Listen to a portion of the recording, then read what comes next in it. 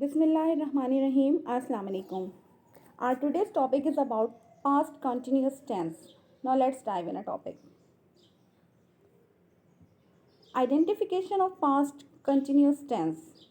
The past continuous tense, also known as the past progressive tense, refers to a continuing action or state that was happening at some point in the past. Urdu में इसकी पहचान ये है कि ज़माने माजी में कोई काम जारी था।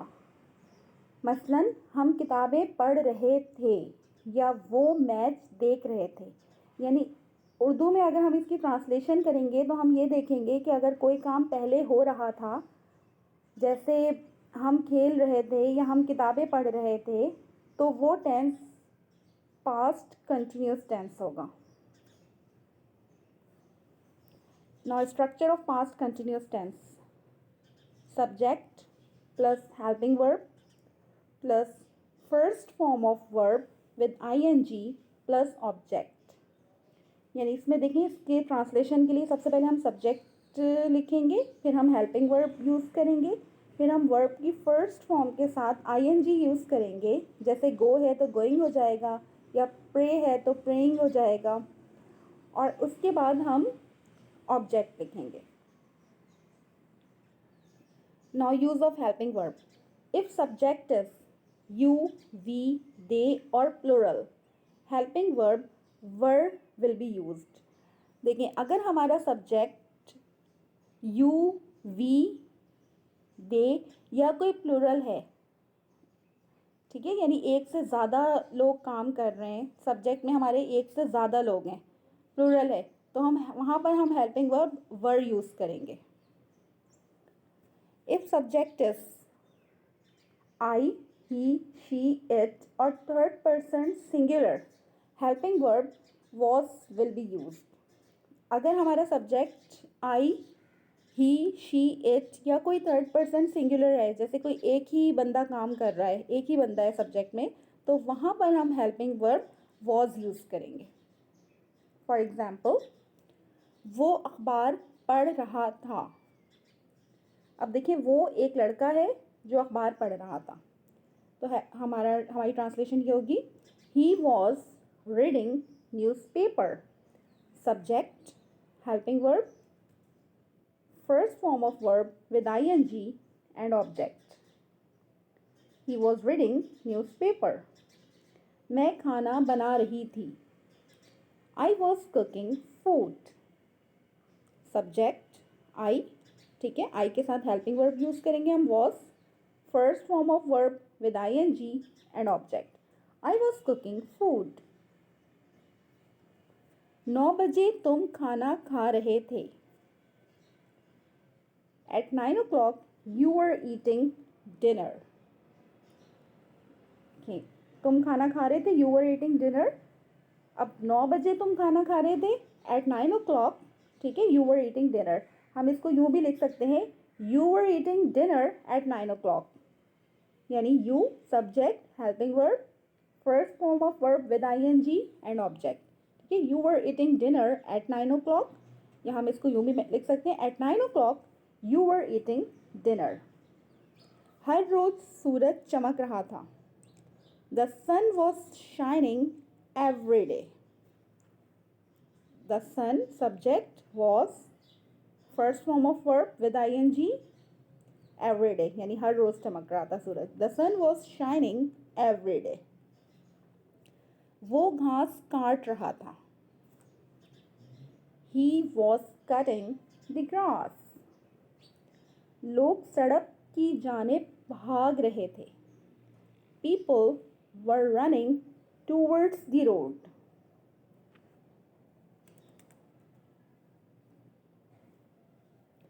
Now structure of negative sentences of past continuous. Subject plus helping verb plus not plus first form of verb with ing plus object. देखिए, इसके नेगेटिव सेंटेंसेस बहुत इजी होते हैं। अगर आपने इसके सिंपल सेंटेंसेस यानी अफर्मेटिव आपको आ जाए तो आप नेगेटिव इजीली जो है वो कन्वर्ट कर सकते हैं उसमें। देखिए आपने इसमें करना ये है कि सब्जेक्ट के में हेल्प, सब्जेक्ट और सब्जेक्ट के पॉइंट ऑफ व्यू से आपने हेल्पिंग वर्ब जो है वो मेंशन करना है। उसके बाद आपने नॉट लगा देना है, ठीक है, नॉट को ऐड कर देना है। फिर वैसे ही रहेगा first form of verb with ING and object. For example, वो किताबें नहीं पढ़ रहा था, he was not reading the books. अब देखिए subject, helping verb, then not, ठीक है, हेल्पिंग वर्ब के फ़ौरन बाद नॉट आ जाएगा, फिर वैसे ही रहेगा सेंटेंस, यानी वर्ब की फर्स्ट फॉर्म विद आईएनजी और object. He was not reading the books, वो क्रिकेट नहीं खेल रहे थे, they were not playing cricket. Subject, helping verb, not, first form of verb with ING and object, they were not playing cricket. वो खाना नहीं बना रही थी, she was not cooking meal. तुम अपना सबक याद नहीं कर रहे थे, you were not learning your lesson. Now, structure of interrogative sentences of past continuous. Helping verb plus subject plus first form of verb with ing plus object. इसके interrogative भी बहुत इजी होते हैं। आपने हेल्पिंग वर्ब को पहले use करना है, ठीक है, पहले हेल्पिंग वर्ब आपने लिखना है, फिर सब्जेक्ट, फिर first form of verb with ING और फिर ऑब्जेक्ट। फॉर एग्जाम्पल, क्या वो चिड़ियाघर जा रहे थे, वर दे गोइंग टू जू। अब इसमें देखिए हेल्पिंग वर्ब फिर सब्जेक्ट है, ठीक है, सब्जेक्ट के पॉइंट ऑफ व्यू से आपने हेल्पिंग वर्ब यूज़ करना है, फिर first form of verb with ING और फिर object. Were they going to जू।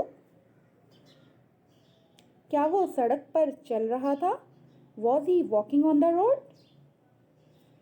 हेल्पिंग वर्ब, ठीक है, subject, first form of verb with ING and object, was he walking on the road. क्या वो इस घर में रह रहे थे, were they living in this house. Now examples, affirmative sentence of past continuous, it was raining yesterday. Negative, it was not raining yesterday. Now interrogative, was it raining yesterday? Translate into English and give your answer in comment box. आप इनको translate करें इन sentences को English में, और फिर आप चाहें तो अपने आंसर कमेंट बॉक्स में सेंड कर सकते हैं, सो दैट कि मैं चेक करूं कि आपको जो मैंने एक्सप्लेन किया है वो किस हद तक समझ में आया है।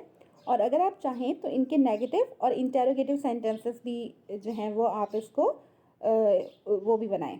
वो खाना खा रहे थे, हर कोई हंस रहा था, बच्चे शोर मचा रहे थे, वो गाड़ी चला रहा था, तुम ऐलान कर रहे थे। इसमें मैं आपकी आसानी के लिए एक चीज़ मेंशन कर दूं कि देखिए वो खाना खा रहे थे, ठीक है, तो आपने देखना है कि सब्जेक्ट क्या है, वो का मतलब ये कि वो बहुत सारे लोग हैं जो खाना खा रहे थे, ठीक है। अब हर कोई हंस रहा था, तो अब हर कोई जो है ना वो होगा एवरीवन, ठीक है, एवरीवन के साथ आपने हेल्पिंग वर्ब वॉज यूज़ करना है, ठीक है, एवरीवन वॉज। अब बाकी आप खुद से बनाएं। बच्चे शोर मचा रहे थे, तो यहाँ पर बच्चे हैं, चाइल्ड नहीं है, चिल्ड्रन है, चिल्ड्रन प्लूरल हो जाएगा, तो चिल्ड्रन के साथ भी आपने वर यूज़ करना है, हेल्पिंग वर्ब। और ये दोनों सेंटेंसेस तो बहुत ईजी हैं। वो गाड़ी चला रहा था, तुम ऐलान कर रहे थे, ठीक है। ट्राई टू डू इट, आप इसको कोशिश करें, और जब तक आप खुद प्रैक्टिस नहीं करेंगे आप को कामयाबी नहीं हासिल होगी, ठीक है। आप इसको खुद से ट्रांसलेट करें और मुझे कमेंट बॉक्स में सेंड करें। Thanks for watching. अल्लाह हाफिज़।